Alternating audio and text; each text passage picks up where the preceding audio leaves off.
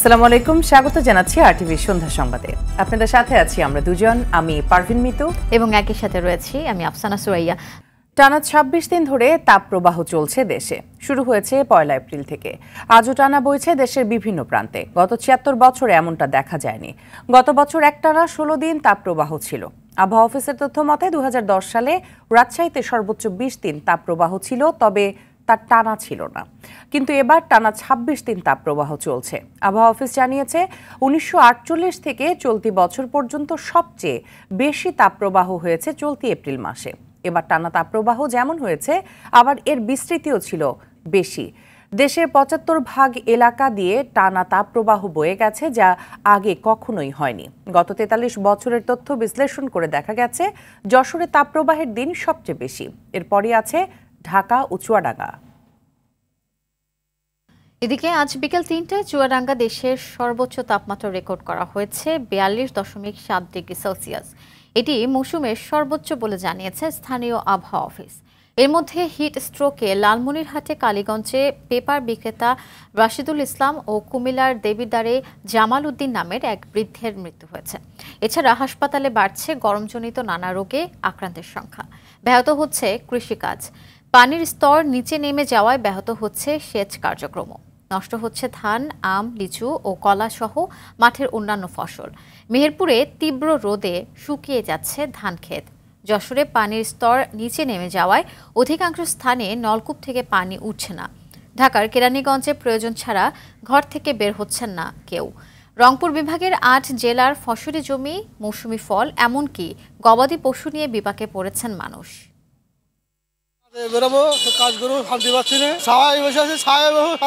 দিন মজুরি খেটে খাই, বাড়ির থেকে না বের হলেও দিন চলে না, ছেলেপিলে কান্দে, খুব কষ্টই আছে। অবশেষে সুখবর দিল আবহাওয়া অধিদপ্তর। এপ্রিল জুড়ে তাপপ্রবাহ থাকলেও মে মাসের শুরুতেই তাপমাত্রা কমতে পারে বলে জানিয়েছেন আবহাওয়াবিদ ওমর ফারুক। ২ থেকে ৫ মে পর্যন্ত প্রতিদিনই হতে পারে বৃষ্টি। রয়েছে কালবৈশাখীর সম্ভাবনাও। তীব্র গরমে কাজে যেতে না পেরে চরম বিপাকে খেটে খাওয়া মানুষ। এদিকে হাসপাতালে বাড়ছে রোগীর চাপ। দীপ্তচন্দ্র পালের রিপোর্ট। দাবদাহে পুড়ছে সারা দেশ। দিন যতই যাচ্ছে পাল্লা দিয়ে বাড়ছে তাপমাত্রার পারদ। অতিরিক্ত গরমে জনজীবন এখন বিপর্যস্ত। তীব্র তাপদাহে সবচেয়ে বেশি বিপাকে খেটে খাওয়া সাধারণ মানুষ। কষ্ট হলেও পেটের দায়ে রাস্তায় বের হতে হচ্ছে তাদের। কেউ কেউ আবার কাজের ফাঁকে আশ্রয় নিচ্ছে গাছের ছায়ায়। গরমের ভিতর কাজ নাই, কর্ম নাই, খুব খারাপ অবস্থার ভিতর দিন যাপন হইতেছে ভাই।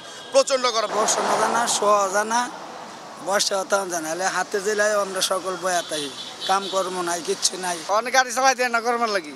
যে জায়গা লুজি করতাম ৪০০-৫০০ টাকা, অনেক ১০০-১৫০ টাকা লুজি করি। অতিরিক্ত গরমে কাজ করতে না পারায় আয় কমেছে খেটে খাওয়া মানুষের। কষ্ট হচ্ছে, প্রচুর রোদ, গরম সহ্য করতে না পারে তো জায়গায় জায়গায় বয়ে বয়ে আসছে। এরকম গরম আর আগে দেখিনি। এই যে এখন যা গরম, মানে এটা প্রচুর মাত্রা গরম। ইনকাম তো রোদ্রের লাগে বাইরে তারি না, রুজি করতে পারছি না। এদিকে হাসপাতালে বাড়ছে রোগীর চাপ। গরমজনিত নানা রোগ নিয়ে হাসপাতালে ভিড় করছে তারা। ২ বছর বাচ্চা, জ্বর, এখন ঠান্ডা লাগছে। গরমের কারণে আপনার বেশি করে পানি ঢালা হইতেছে। বাবুর নিউমোনিয়া হয়েছে, আমি বড় বড় ডাক্তার দেখাচ্ছি, হয় এখানে মানে ঠিক হয় না। তখন এখানে আমারে পাঠাইছে, ডাক্তারে বলছে যে ওখানে নিলে সুস্থ হতে পারে। চলতি এপ্রিলে সুখবর দিতে না পারলেও মের শুরুর দিকে তাপমাত্রা কমার কথা জানিয়েছে আবহাওয়া অধিদপ্তর। পুরো এপ্রিল মাস জুড়ে যে তাপপ্রবাহের যে অস্বস্তিকর অবস্থা, এটা বিরাজ করার সম্ভাবনা রয়েছে। এবং মে মাসের শুরুতে অর্থাৎ ২ তারিখ থেকে সারা দেশেই তাপমাত্রা কমে গিয়ে সেটা কোথাও কোথাও ২-৩ ডিগ্রি সেলসিয়াস পর্যন্ত কমে গিয়ে সহনীয় পর্যায়ে চলে আসার সম্ভাবনা রয়েছে। অর্থাৎ মে মাসের শুরুতেই কোথাও কোথাও বৃষ্টি, বজ্রবৃষ্টি এবং কালো বৈশাখী ঝড়ের সম্ভাবনা রয়েছে। শুধুমাত্র দেশের পশ্চিমাঞ্চলে বৃষ্টিপাতটা কিছুটা কম হওয়ার সম্ভাবনা রয়েছে শুরুর দিকে। তবে দেশের পশ্চিমাঞ্চলেও কিন্তু তাপমাত্রা কমে গিয়ে সহনীয় পর্যায়ে আসার সম্ভাবনা রয়েছে। দীপ্তচন্দ্র পাল, আরটিভি, ঢাকা। সারা দেশে তীব্র দাবদাহের সঙ্গে বেড়ে চলেছে তাপজনিত রোগ, হিট স্ট্রোক। ঘটছে মৃত্যুও। এ রোগে বেশি ঝুঁকিতে শ্রমজীবী, বয়স্ক, শিশু আর স্থূল মানুষ। অতিরিক্ত গরম থেকে শারীরিক দুর্বলতা, মাথা ঘোরানো, রক্তচাপ কমে যাওয়া, চোখে ঝাপসা দেখা এর অন্যতম লক্ষণ। আর এসব ঝুঁকি এড়াতে রোদ উপেক্ষার পাশাপাশি বেশি বেশি তরল খাবার খাওয়া সহ জরুরি চিকিৎসা সেবা নেওয়ার পরামর্শ বিশেষজ্ঞদের। সাদিয়া কানিজের রিপোর্ট। ছবি তুলেছেন নাজমুল হোসেন সাইমন।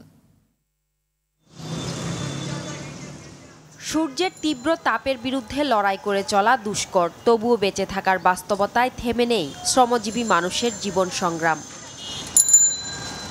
ঋতুচক্রের হিসেবে এখন গরম পড়াটাই স্বাভাবিক, তবে গেল কয়েক সপ্তাহ যেটি ঘটছে সেটি অতিমাত্রায় অস্বাভাবিক। একে তো দেখা নেই বৃষ্টির, তার মধ্যে বাতাসে জলীয় বাষ্প কমায় গরমও যেন চরমে। গরমে তো খুব কষ্টই, বাসায় থাকতে পারি না, এখানে বসে রয়েছি। বলার কিছু নাই, যে পরিমাণ গরম আমাদের, এই গরমের ভিতরে মনে করেন আমরা কতক্ষণ চালাই আবার কতক্ষণ বসে থাকা লাগে। তবে কষ্ট বেড়েছে খেটে খাওয়া দিনমজুরদের, যেখানেই একটু ছায়া সেখানেই খুঁজছেন প্রশান্তির মায়া। তবে গরমের হাওয়া পৌঁছে গেছে ছায়াতলেও। অনেকক্ষণ পরে দেখা যায় কি মাথা ঘুরে অনেক ইয়ে হয়ে যায়। আমি ৫-৭ দিন অসুস্থ ছিলাম, ৫-৭ দিন পরে আজকে গাড়ি নিয়ে বাইরে আইছি।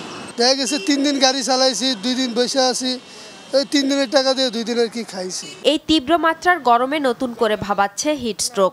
মূলত শরীরের স্বাভাবিক তাপ নিয়ন্ত্রণ ক্ষমতা নষ্ট হয়ে তাপমাত্রা ১০৪ ডিগ্রি ফারেনহাইট বা এর বেশি হলেই হচ্ছে এই তাপজনিত অসুস্থতা। দেশে এখন পর্যন্ত হিট স্ট্রোকে মৃত্যু ৩০ জনেরও বেশি মানুষের। এই অসুস্থতার লক্ষণ মাংসপেশিতে ব্যথা, অতিরিক্ত দুর্বলতা, ঠোঁট মুখ শুকিয়ে যাওয়া, রক্তচাপ কমে যাওয়া, চোখে ঝাপসা দেখা, মাথা ব্যথা, বমি বমি ভাব, আর এসব কারণে জ্ঞান হারানোর সঙ্গে ঝুঁকিও থাকে মৃত্যুর। আর এসব লক্ষণ দেখা দিলেই তাৎক্ষণিক রোগীকে ঠান্ডা স্থানে নেয়ার পাশাপাশি ভেজা কাপড় দিয়ে শরীর মুছে দেয়া, মাথায় পানি ঢালা, প্রচুর পানি বা খাওয়ার স্যালাইন খাওয়ানোর পরামর্শ দিচ্ছেন চিকিৎসকরা। হিটস্ট্রোকের সময় কিন্তু শরীরের তাপমাত্রা, ভিতরে তাপমাত্রা বেড়ে যাবে, তারপর ডিহাইড্রেশন হবে, তখন কিডনির উপর এফেক্ট করবে, তখন অজ্ঞান হয়ে যেতে পারে, মৃত্যুর আশঙ্কা থাকে। সেই জন্য আমরা বলি যে অযাচিত কারণে ঘর থেকে বেরোবেন না, বিনা কারণে ঘর থেকে বেরোনোর দরকার নেই। যদি বের হতেই হয় তাহলে আমরা যেন সতর্ক অবস্থা অবলম্বন করি। হিট স্ট্রোকে বেশি আক্রান্ত হচ্ছেন শ্রমজীবীরা, সেজন্য যথাসম্ভব সরাসরি সূর্যের তাপ এড়িয়ে চলার পরামর্শ চিকিৎসকদের। যারা 24 ঘন্টা বাইরে থাকেন, যেমন রিক্সাওয়ালা, তারপর ট্রাফিক, তারা বেশি এফেক্টেড হন। সেই জন্য আমরা বলি যে তারা যেন, যদি ট্রাফিক যেমন ছাতার নিচে থাকবে, শ্রমজীবী মানুষ তারা যেন ঘন ঘন পানি পান করে। অবশ্যই সেটা ঘর থেকে আনলো, বোতল থাকলো, বাইরের যে পানীয় পাওয়া যায় সেগুলো যেন না হয়। তার ফলে কিন্তু এই সময় যে বাইরের গরমের সময় বাইরের পানীয় পান করছে, তার মধ্যে ডায়রিয়া বেড়ে গেছে। অতিরিক্ত তাপের কারণে বছরে বিশ্বে প্রায় 19,000 শ্রমজীবী মানুষের মৃত্যু হয়। তাপ প্রবাহের সময় জরুরি প্রয়োজন ছাড়া ঘরের বাইরে বের না হওয়ার পরামর্শ বিশেষজ্ঞ চিকিৎসকদের। সাদিয়া কানিজ, RTV, ঢাকা। চলতি বছরই থাইল্যান্ডের সঙ্গে মুক্ত বাণিজ্য চুক্তি সই হবে বলে জানিয়েছেন প্রধানমন্ত্রী শেখ হাসিনা। তিনি বলেন, থাইল্যান্ড একটি সম্ভাবনাময় অংশীদার, তাই একটি বিশেষ অর্থনৈতিক অঞ্চল এবং হাইটেক পার্কে বিনিয়োগে থাইল্যান্ডকে প্রস্তাব দিয়েছেন তিনি। দেশটির প্রধানমন্ত্রী শ্রেথা থাভিসিনের সঙ্গে দ্বিপাক্ষিক বৈঠক শেষে এসব কথা জানান শেখ হাসিনা। আরও জানাচ্ছেন বিপুল দেবরায়। থাইল্যান্ডে দেশটির প্রধানমন্ত্রী শ্রেথা থাভিসিনের সঙ্গে দ্বিপক্ষীয় বৈঠক করেন প্রধানমন্ত্রী শেখ হাসিনা।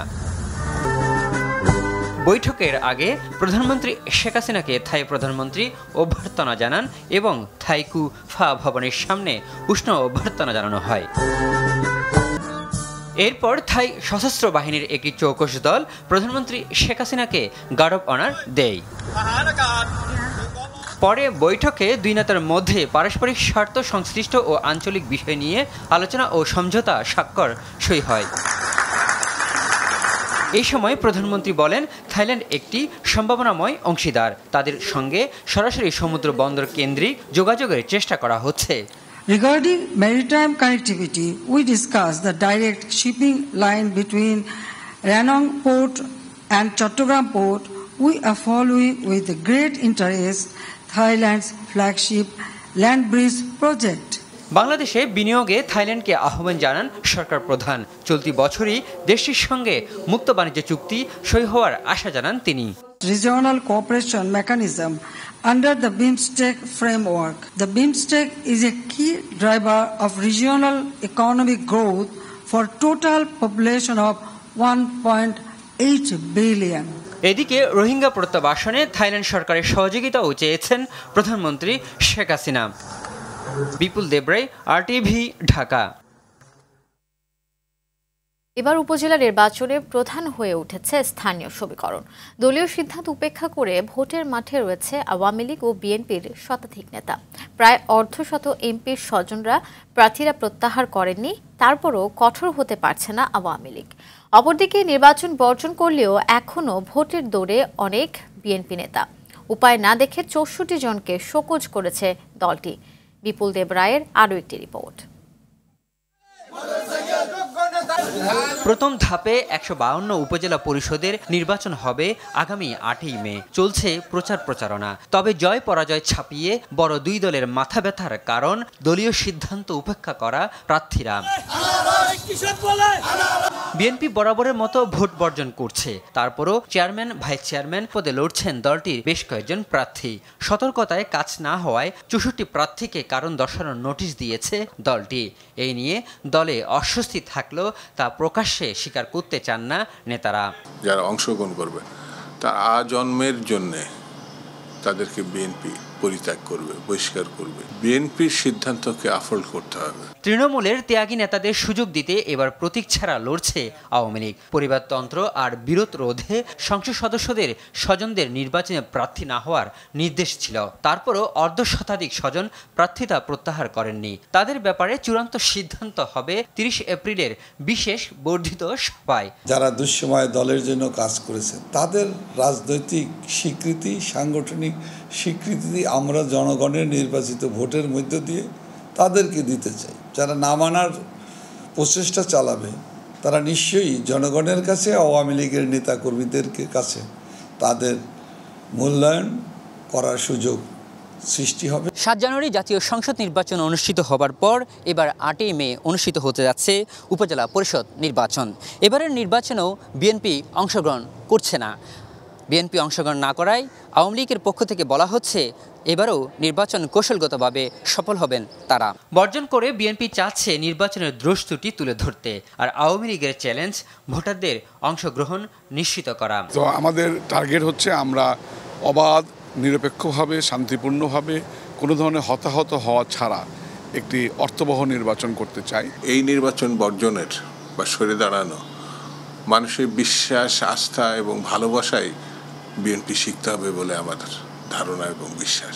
জাতীয় সংসদ নির্বাচনের পর বর্তমান সরকারের আমলে প্রথম উপজেলা নির্বাচনকে অংশগ্রহণমূলক ও শান্তিপূর্ণ করতে ব্যাপক প্রস্তুতি নিয়েছে নির্বাচন কমিশন। বিপুল দেবরাই, RTV, ঢাকা। বাংলাদেশের উন্নয়ন দেখে পাকিস্তানও প্রশংসা করে, অথচ বিএনপি উন্নয়ন দেখতে পায় না বলে মন্তব্য করেছেন আওয়ামী লীগের সাধারণ সম্পাদক ও সেতুমন্ত্রী ওবায়দুল কাদের। বলেন, পাকিস্তানের প্রধানমন্ত্রীর বক্তব্য থেকে তাদেরকে শিক্ষা নেওয়া উচিত। উপজেলা নির্বাচনে ঘিরে সংঘাতের আশঙ্কা হলে প্রতিরোধের ব্যবস্থা নেবে আওয়ামী লীগ, তবে বিএনপি অংশ না নিলে ডামি রাজনৈতিক দলে পরিণত হবে বলেও মন্তব্য করেন তিনি। সাদিয়া কানিজের আরেকটি রিপোর্ট। ধানমন্ডিতে আওয়ামী লীগ সভানেত্রীর রাজনৈতিক কার্যালয়ে সমসাময়িক বিষয় নিয়ে সংবাদ সম্মেলন করেন দলটির সাধারণ সম্পাদক ওবায়দুল কাদের। এ সময় তিনি বিএনপির সমালোচনা করে বলেন, পাকিস্তানিরাও বাংলাদেশের উন্নয়ন নিয়ে প্রশংসা করে, কিন্তু বিএনপি উল্টো সরকারের বিরোধিতায় ব্যস্ত। তবে সরকারের উন্নয়ন নিয়ে দেশি বিদেশি চক্রান্তকে আওয়ামী লীগ আমলে নিচ্ছে না। পাকিস্তান আজ বাংলাদেশের উন্নয়নের প্রশংসা করে, অথচ বাংলাদেশের বিরোধী দল উন্নয়ন দেখতে পায় না।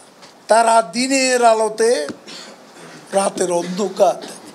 উপজেলা নির্বাচনে সরকার কোনো হস্তক্ষেপ করছে না জানিয়ে আওয়ামী লীগের সাধারণ সম্পাদক বলেন, নির্বাচনে এমপি মন্ত্রীদের স্বজনরা কেউ অংশ নিলে ব্যবস্থা নেবে দল। বিএনপিকে ছাড়া দেশের নির্বাচন ও গণতন্ত্র ভালোভাবে এগিয়ে যাচ্ছে বলেও দাবি ওবায়দুল কাদেরের। উপজেলা পরিষদ নির্বাচনও নিরপেক্ষভাবে শান্তিপূর্ণ পরিবেশে অনুষ্ঠিত হবে। জনগণ নির্বিঘ্নে ভোট প্রদান করবে। এখন বিএনপি যদি নিজেদের বোধের উদয় ঘটিয়ে নির্বাচন ও গণতন্ত্রের পথে ফিরে না আসে, তাহলে একসময় রাজনৈতিক দল হিসাবে তারা নিজেদের উপযোগিতা হারাবে।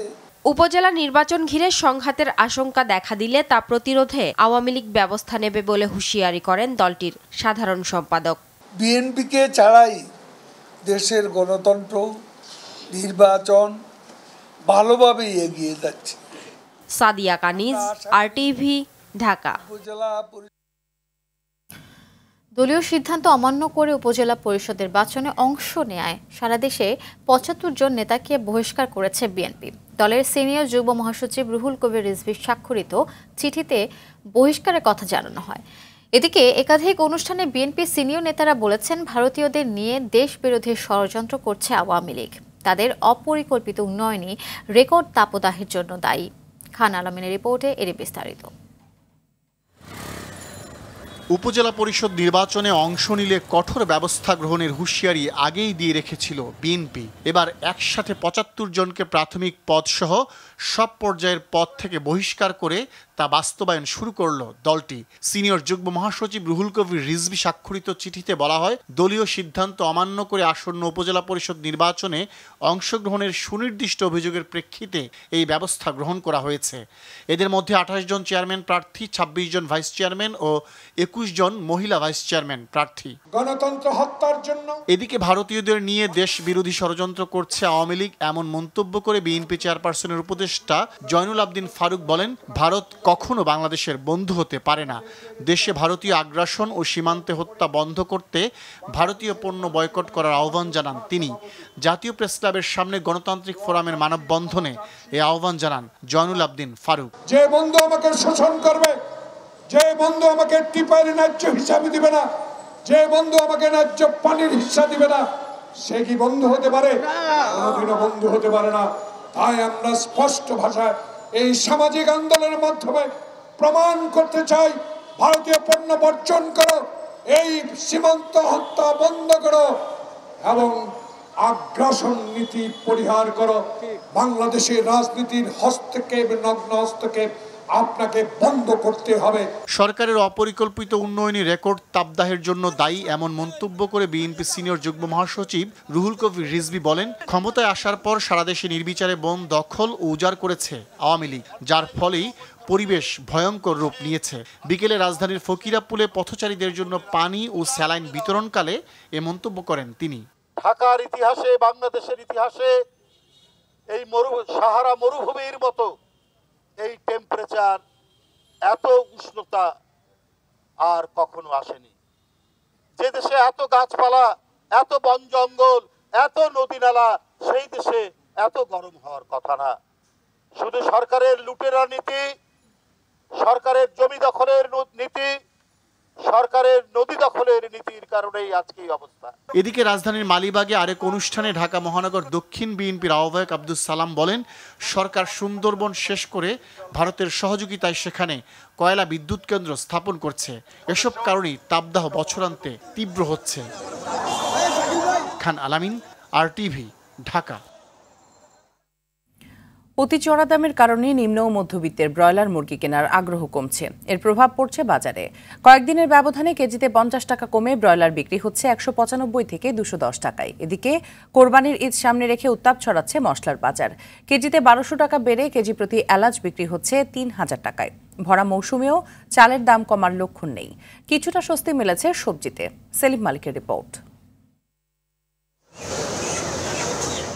এক বছর আগেও বাজারে 1 কেজির ব্রয়লার মুরগি মিলত 120 থেকে 180 টাকায়। খাবারের দাম বৃদ্ধি সহ নানা অজুহাতে গেল ঈদুল ফিতরের আগে দাম ছাড়িয়ে যায় 250 টাকা।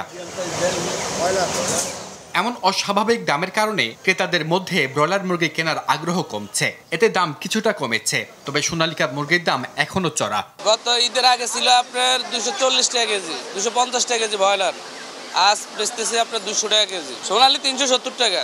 এদিকে কুরবানি ঈদের আগেই নতুন করে দাম বেড়েছে গরু ও খাসির মাংসের। খাসির মাংসের কেজি এখন 1200 টাকা আর গরুর মাংস 780 টাকা। পার গরুতে 5-7 হাজার বাড়ি গেছে। কেজিতে মনে করেন 30 টাকা বাড়ছে এই রোজার পর, 780, অনেক জায়গায় 800 বেচে। দেশে চলছে চালের ভরা মৌসুম। অন্যান্য বছর এই সময়ে সবচেয়ে কম দামে চাল বিক্রি হলেও এবারে চিত্র ভিন্ন। মিনিকেটটা এখন আমরা 66-68 টাকা কিনতেছি, আর গত বছর এটা ছিল 58 থেকে 60 টাকা। গত বৈশাখে আমরা প্রথম অবস্থা 28-38 টাকা থেকে 40 টাকা বিক্রি করছি, আর এই 28 এবারকার সরকার মেল গ্রেড রেখে দিয়েছে কত 54 টাকা, তার মানে কেজিতে 14 টাকা বেশি। এই দরাটা কে খাইছে? ভোক্তা খাইছে, আমার মতো সাধারণ ব্যবসায়ী খাইছে। অরিজিনালি যারা সিন্ডিকেট করে ওই তাদের হাতেই সবকিছু জিম্মি হয়ে আছে, এখনো জিম্মি আছে, জিম্মি থাকবে। কুরবানি ঈদের অনেক আগে এবার দামের উত্তাপ ছড়াচ্ছে মশলা। মিডিয়াম এলাচটা 70-1800, সেটা এখন প্রায় 3000 টাকা হয়ে গেছে, অনেক দাম। পাশাপাশি লবঙ্গ ছিল 1000-1100 টাকা, সেটা এখন 1500-1600 টাকা। গোলমরিচ ছিল 600-650 টাকা, এখন 850 টাকা, 900 টাকা। এসবের মধ্যেও কিছুটা স্বস্তি ফিরেছে সবজির বাজারে। চিচিঙ্গা 40 কিনা 15 বেচতে আছে, দুন্দুল 30 কিনা 40 বেচতে আছে, লাউ একটা আমাদের 40 কিনা 15 বেচতে আছে। এই সপ্তাহে মাছ কিনতে ভোক্তাদের গুনতে হচ্ছে বাড়তি টাকা। দেশি মাছের দাম বেড়েছে, 1 কেজি ইলিশ কিনতে খরচ করতে হবে 2200 টাকা। সেলিম মালিক, RTV, ঢাকা। টাকার বিনিময়ে আসামি ছেড়ে দেওয়ার অভিযোগ উঠেছে রাজধানীর শাহালী থানার 3 পুলিশ কর্মকর্তার বিরুদ্ধে। প্রথমে থানার পাশে টিন শেডে নিয়ে চলে দর কষাকষি, বনিবনা হলে মেলে মুক্তি, আর নয়তো জায়গা হয় হাজতখানায়। এসব ঘটনার কিছু ভিডিও চিত্র এসেছে RTVর হাতে। থানার ভারপ্রাপ্ত কর্মকর্তা জানান, এমাদুলকে এরই মধ্যে বদলি করা হয়েছে। অন্য দুজনের বিরুদ্ধে চলছে তদন্ত। দেখুন সুমন তারফিরের প্রতিবেদনে। রাজধানীর শাহালী থানার ঠিক পাশেই রয়েছে এ টিন শেড ভবন। অভিযোগ, থানার পরিবর্তে অভিযুক্তদের প্রথমে এখানে এনে সোর্সের মাধ্যমে টাকা দাবি করা হয়। গত 16 অক্টোবরের চিত্র। পেছনে হাতকড়া পরিয়ে বসিয়ে রাখা হয়েছে সন্দেহজনকভাবে ধরে আনা দুজনকে। চেয়ারে বসে কথা বলছেন সোর্স মন্টু। এক পর্যায়ে ASI বদরুজ্জামান আটক দুজনের হাতকড়া খুলে দেন। কানে কানে কিছু বলার পর হাসি মুখে বের হয়ে যান আটককৃতরা। তবে এভাবে সবার মুক্তি মেলে না। একই দিনের আরেকটি দৃশ্য, কালো পোশাক পরা সোহাগ টিন শেডে এসেছিলেন আটক ভাইয়ের মুক্তি নিয়ে কথা বলতে। বনিবনা না হয় ভাই ও বন্ধুর সঙ্গে তাকেও ঢুকিয়ে দেওয়া হয় হাজতখানায়। পরে 23,000 টাকায় মুক্তি মেলে তাদের। লেনদেনের একটি অডিও বার্তা আসে RTVর হাতে, যেখানে ASI বদরুজ্জামানকে বলতে শোনা যায় বাড়তি 1 টাকাও দিতে হবে না। আমি বিকাশে 10,000 উড়াই দিনে, আর আগে নিল 15,000, 23,000 এন্ড সামনে দিয়ে আবার বেজার লাগাই দিতে। এমন স্যার বলে পড়াইছে, আমাকে কথা বললে যদি কেউ তোর যদি 10 পয়সাও চাই দিবি না। হ্যাঁ, কালকে টাকা দিলাম 23,000, এনে কইতেছে উনি বলে টাকা 5,000 কম পাই নাই। না না না না না না, ওর কথা শোনা যাচ্ছে, কিছু করে ছাড়াইছে, কি ছাড়াইছে? ও ছাড়াই না, তুই কবি যে তুই সারেগুলো কথা সারেগুলো। তবে এমন আশ্বাসের পরও টাকা দাবি করায় বাধ্য হয়ে DMP হেডকোয়ার্টারে SI এমাদুল সহ 2 ASI বদরুজ্জামান ও কামরুজ্জামানের বিরুদ্ধে অভিযোগ করেন ভুক্তভোগী সোহাগ। অভিযোগ করার পর থেকেই গা ঢাকা দেন তিনি। অনেক খোঁজাখুঁজির পর অবশেষে দেখা মেলে সোহাগের। আমাদুল আলমের ফোন দিয়ে আমারে থানায় ডাকে, আসো কথা বলে নিয়ে যাও। তাহলে এই কথা বলার জন্য যাওয়া মাত্র আমার হ্যান্ডকাপ পরায় টিন সিটি নিয়ে যায়। নিয়ে যাওয়ার পরে 3 লাখ টাকা দাবি করে। তো এত টাকা দেওয়ার মতো সামর্থ্য নেই, যার কারণে বেধর মারধর করে আবার লক আপ করে। পরে আমার পকেটে ছিল 8,000 টাকা, আলামিনের পকেটে ছিল 5,000। এই 13,000 নেয়। পরে ওই লক আপ থেকে বের করে আরো 10,000 টাকা বিকাশে নেয় সোর্স মন্টুর মাধ্যমে। বিষয়টি নিয়ে জানতে শাহালী থানায় গেলে ওই পুলিশ কর্মকর্তাদের সাক্ষাৎ মেলেনি। তবে ওসি জানান, ঘটনাটি গুরুত্বের সঙ্গে তদন্ত করা হবে। এরই মধ্যে এমাদুলকে অন্য এক অভিযোগে বদলি করা হয়েছে। এ প্রসঙ্গে ডিসিও কথা বলতে রাজি নন। তবে ওসিকে ডেকে দ্রুত ঘটনার সত্যতা যাচাই করে ব্যবস্থা নেওয়ার নির্দেশ দেন তিনি। সুমন তানভীর, RTV, ঢাকা। পঞ্চগড়ে গোসল করতে নেমে 2 শিশুর মৃত্যু হয়েছে। জানা গেছে, দুপুরে সদর উপজেলায় চাওয়াই নদীতে আলমি, সিফাত ও জান্নাতুল গোসল করতে যায়। এ সময় সিফাত পানিতে ডুবে যায়। সিফাতকে উদ্ধার করতে আলমি এগিয়ে গেলে সেও ডুবে যায়। এ সময় নদী থেকে উঠে এসে বাড়ির লোকজনকে খবর দেয় জান্নাতুল। পরে প্রতিবেশীরা নদী থেকে সিফাত ও আলমির মরদেহ উদ্ধার করে। খবর পেয়ে পুলিশ মৃত 2 শিশুর মরদেহের সুরতহাল শেষে পরিবারের কাছে হস্তান্তর করে। এই খবরের শোকের ছায়া নেমে আসে গোটা এলাকায়। তীব্র গরমে গাজীপুরের পোল্ট্রি খামারগুলোতে মারা যাচ্ছে মুরগি। অনেক চেষ্টার পরও বাঁচাতে না পেরে কম দামে মুরগি বিক্রি করে দিচ্ছেন খামারিরা। কমে গেছে ডিম উৎপাদনও। গরমের সঙ্গে পাল্লা দিয়ে চলা লোডশেডিংয়ের কারণে চরম আর্থিক ক্ষতির আশঙ্কা করছেন পোল্ট্রি মালিকরা। গাজীপুর থেকে আজহারুল হকের পাঠানো তথ্য ছবিতে সৈয়দা সামিয়া তামান্নার রিপোর্ট। এভাবেই গরমে ছটফট করতে করতে মারা যাচ্ছে মুরগি। দেশ জুড়ে চলা তীব্র তাপদাহের প্রভাব পড়েছে গাজীপুরের মুরগির খামারগুলোতে। খামারের টিনের চালে রোদের প্রচণ্ড উত্তাপ, সঙ্গে লোডশেডিং সমস্যা বাড়িয়ে দিয়েছে বহুগুণ। ঘন ঘন পানি ছিটিয়ে ও ফ্যান চালিয়ে রাখার পাশাপাশি ওষুধ দিয়েও বাঁচানো যাচ্ছে না মুরগি। কমে গেছে ডিমের উৎপাদনও। বাঁচাতে না পেরে অনেকেই কম দামে বিক্রি করে দিচ্ছেন মুরগি। কেউ কেউ আবার মারা যাওয়ার পূর্বে জবাই করে ফেলছেন। এমন পরিস্থিতিতে চরম আর্থিক ক্ষতির মুখে পড়ার আশঙ্কা করছেন খামারিরা। আমার গত 4 দিনে 60টার মতো মুরগি মারা গেছে হিটে, এবং ডিম কমে গেছে প্রতি হাজারে আমার 4 কেস 5 কেসের মতো প্রতিদিন। বিদ্যুৎ নাই, তারপরে জেনারেটর চালাই দিছি, তারপরে পানি স্প্রে করার ব্যবস্থা আছে, তারপরও মুরগি যেগুলি দুর্বল এগুলি তো জবাই করেছি কিছু। তাপমাত্রায় আমাদের এই পোলট্রি খামার টিকে থাকাটা খুব মুশকিল, কারণ হিট স্ট্রোকে মুরগি একে মরতেছে, দ্বিতীয়ত হলো যে এই প্রোডাকশন অনেক ফল করছে। তবে তীব্র গরম থেকে মুরগি বাঁচাতে খামারিদের নানা পরামর্শ দিচ্ছেন চিকিৎসকরা। জেলা প্রাণী সম্পদ বিভাগ জানায়, তাপদাহ থেকে পোলট্রি শিল্প রক্ষায় খামারিদের সচেতন করার পাশাপাশি সব রকম পদক্ষেপ নেওয়া হচ্ছে। ফার্মের টিনের উপরে আপনার হচ্ছে গিয়ে ঝর্ণা লাগানোর ব্যবস্থা করতে হবে, প্লাস আপনার হচ্ছে গিয়ে স্ট্যান্ড ফ্যান আপনার হচ্ছে গিয়ে ভিতরে দেওয়ার প্রয়োজন পড়বে। যদি একান্ত অতিরিক্ত মর্টালিটির ব্যাপার স্যাপার থাকে, তাহলে আপনার হচ্ছে গিয়ে সাদা পানি স্প্রে করা যাইতে পারে। আমাদের একটা প্রাণী সম্পদ সেবা সপ্তাহ প্রদর্শনী গেল, করণীয় বিষয়গুলি আমরা তাদের জানাইছি, এমনি ফেসবুকের মাধ্যমে, তারপর আমাদের অন্যান্য মাধ্যমে প্রচারণা হচ্ছে। গরমে মুরগি মারা যাওয়ায় ক্ষতির মুখে পড়া খামারিরা সরকারি সহযোগিতার দাবি জানিয়েছেন। সৈয়দা সামিয়া তামান্না, RTV।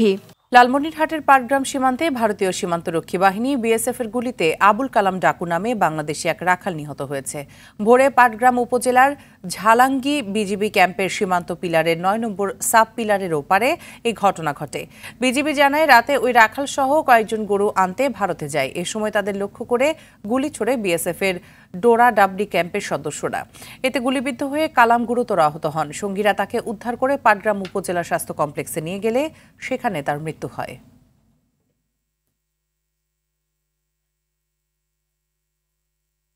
বাংলাদেশ পুলিশের 3 দিনব্যাপী বার্ষিক সাংস্কৃতিক প্রতিযোগিতা চলছে। রাজধানীর রাজারবাগ পুলিশ অডিটোরিয়ামে এ বার্ষিক সাংস্কৃতিক প্রতিযোগিতা শুরু হয়। আজ দ্বিতীয় দিনে নাচ, উপস্থিত বক্তৃতা ও উপস্থাপনা অনুষ্ঠিত হয়েছে। প্রতিযোগিতায় বিচারকের দায়িত্ব পালন করেন 6 জন। বাকিটা জানাচ্ছেন এআর বাদল।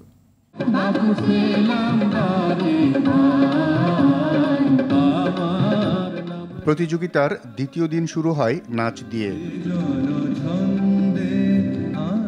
পুলিশের নারী ও পুরুষ সদস্যরা একক ও যৌথভাবে এতে অংশ নেয়। গানের ছন্দে নাচ উপভোগ করেন আমন্ত্রিত অতিথিরা।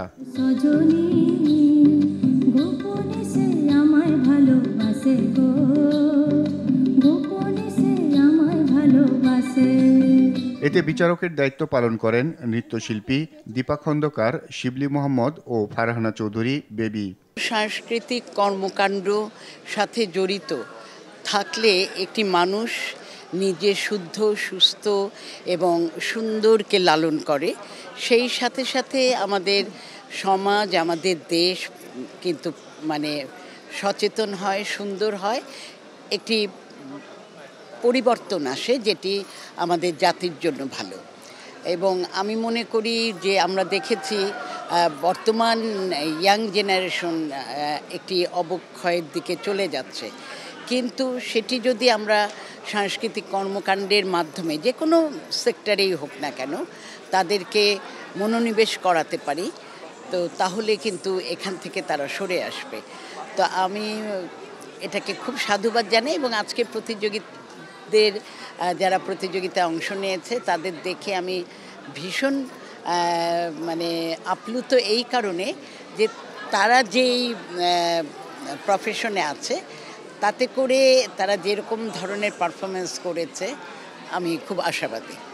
হ্যাঁ, এবং আমি খালি সকলের উদ্দেশ্যে একটি কথা বলবো যে জাতীয় সঙ্গীতকে যেন কোনোভাবেই এবং জাতীয় পতাকাকে কোনোভাবেই যেন অমর্যাদা না করা হয়। জাতীয় সঙ্গীত কোনোভাবে আসলে নাচে ব্যবহৃত হয় না, এটি একটি অপরাধ। এখান থেকে যেন আমরা একটু সচেতন থাকি।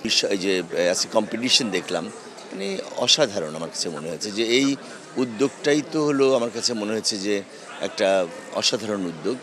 এবং এখানে কিছু ডান্সার পেলাম আমরা, অনেক ভালো, মানে যথেষ্ট ভালো, মানে পুলিশে চাকরি করে এত সুন্দর নাচ করে ওরা এবং খুবই চমৎকার। তবে কিছু কিছু দিক আছে যেগুলো যে আমাদের যে সংস্কৃতির শেকড়, সেই জায়গাটা ভুলে গেলে আমাদের চলবে না। আমরা কিছু কিছু পেয়েছি যারা হয়তো একটু বর্তমান সময়ের সঙ্গে গা ভাসিয়ে মডার্ন ডান্স এটা করছে, ঠিক আছে, এগুলো হয়তো আনন্দ দেওয়ার জন্য ঠিক আছে, কিন্তু আমাদের যখন আমরা দেশকে রিপ্রেজেন্ট করি তখন আমরা কিন্তু আমাদের শেকড় থেকে আমরা গন্ধ নেই। আমরা কি করলে আমার দেশকে খুঁজে পাবে মানুষ, সারা বিশ্ববাসী কোথায় দেখলে পরে মনে হবে যে হ্যাঁ এইটাই আমার দেশ।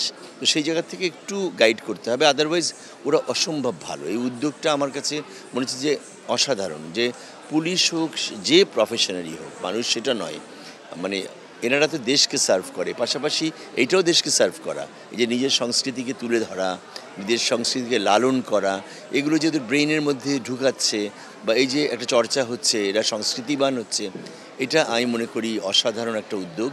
আমি সাধুবাদ জানাই বাংলাদেশ পুলিশকে যে এত চমৎকার একটি ভাবনা থেকে আপনারা যে এগিয়ে যাচ্ছেন। এতে করে আমার এই দেশের যে আগামী প্রজন্ম, এদের মধ্যে দেশপ্রেম তৈরি হবে, দেশকে ভালোবাসবে, আগামীতে এরা বহু দূর এগিয়ে যাবে আমার বিশ্বাস। মানে একটি জাতি তো একটি সংস্কৃতির উপরে নির্ভরশীল, একটি দেশকে কিন্তু একটি সংস্কৃতি কিন্তু পরিচয় করে সারা ওয়ার্ল্ডে। তো সেক্ষেত্রে আমি বলছি যে মানে অসাধারণ, যেমন তো তাদের কাজের মধ্যে তাদের স্পৃহা আছে এবং এটাতে অনেক সময় দিয়ে তারা কিন্তু অনেক ব্যয়ও করে, এটার পেছনে অনেক খাটে পরিশ্রম করে বলেই কিন্তু আজকে আমরা এত সুন্দর একটি জায়গায় ওদেরকে দেখতে পেলাম। নাচে প্রথম হন ডিএমপির কনস্টেবল পূজা নন্দী, এসবির এএসআই মুঞ্চিলা পারভিন ও পঞ্চম এপিবিএন ঢাকা উত্তরার নায়েক মোহাম্মদ হজরত আলী।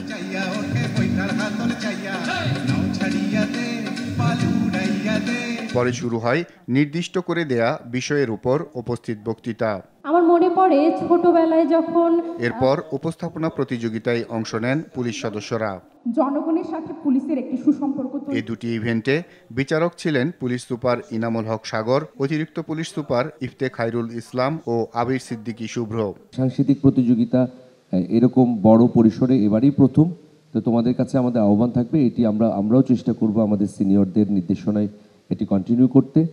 সামনে যখন আবারও আমরা এই আয়োজনটি করব, আমরা আশা করি যে তোমরা অন্ততপক্ষে আবারও আমাদের সামনে আসবে বা তোমরা এই মেসেজগুলো ছড়িয়ে দেবে যাতে ভবিষ্যতে আরও বেশি পরিমাণে প্রতিযোগী আমরা পাই এবং তোমরা আরও প্রস্তুতি নিয়ে আমাদের সামনে এসে দাঁড়াতে পারো।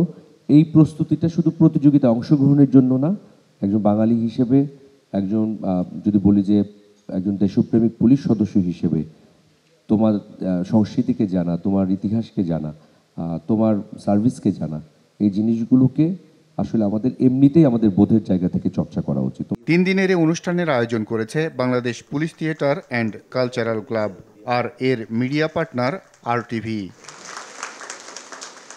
AR Badal, RTV, Dhaka. ভারতের লোকসভা নির্বাচনের দ্বিতীয় দফার ভোট গ্রহণ শেষ হয়েছে। শুক্রবারের দ্বিতীয় দফায় 12টি রাজ্যে ও একটি কেন্দ্রশাসিত অঞ্চলের মোট 88টি আসনে ভোট গ্রহণ হয়। দ্বিতীয় দফায় নির্বাচনী লড়াইয়ের মাঠে ছিলেন কংগ্রেস নেতা রাহুল গান্ধী, অ্যানি রাজা, হেমা মালিনী সহ হেভিওয়েট প্রার্থীরা। সারা ভারতে এখন পর্যন্ত পাওয়া তথ্যে গড়ে 60.7% ভোট প্রদান হয়েছে। বিস্তারিত শাহাদাত শাওনের রিপোর্টে। দ্বিতীয় দফায় সকাল থেকে তীব্র তাপপ্রবাহকে উপেক্ষা করে ভোটাধিকার প্রয়োগ করে ভারতীয়রা। এ দফায় দেশটি 13 রাজ্যের 89টি লোকসভা আসনে ভোট গ্রহণ হয়। ছত্তিশগড়, কর্ণাটক, কেরালা, আসাম, বিহার, মণিহার, রাজস্থান, ত্রিপুরা, মধ্যপ্রদেশ, মহারাষ্ট্র, উত্তরপ্রদেশ এবং জম্মু কাশ্মীরে ভোট গ্রহণ হয়। ভারতের নির্বাচন কমিশনের তথ্য অনুসারে শুক্রবার দ্বিতীয় দফায় সবচেয়ে বেশি ভোট গ্রহণ হয় দক্ষিণ রাজ্য কেরালায়। এ রাজ্যের 20টি লোকসভা আসনের সবকটিতে ভোট হয় এদিন। দ্বিতীয় দফা ভোটের লড়াইয়ে মাঠে রয়েছেন একাধিক হেভিওয়েট প্রার্থী। তাদের মধ্যে রয়েছেন কংগ্রেস নেতা রাহুল গান্ধী, অ্যানি রাজা, শশী থারুর, ওম বিরলা, হেমা মালিনী সহ অনেকে। 19 এপ্রিল শুরু হওয়া 7 দফার এই নির্বাচনের ভোট গ্রহণ শেষ হবে আগামী 7 জুন। ফল ঘোষণা করা হবে 4 জুন। শাহাদাত শাওন, RTV।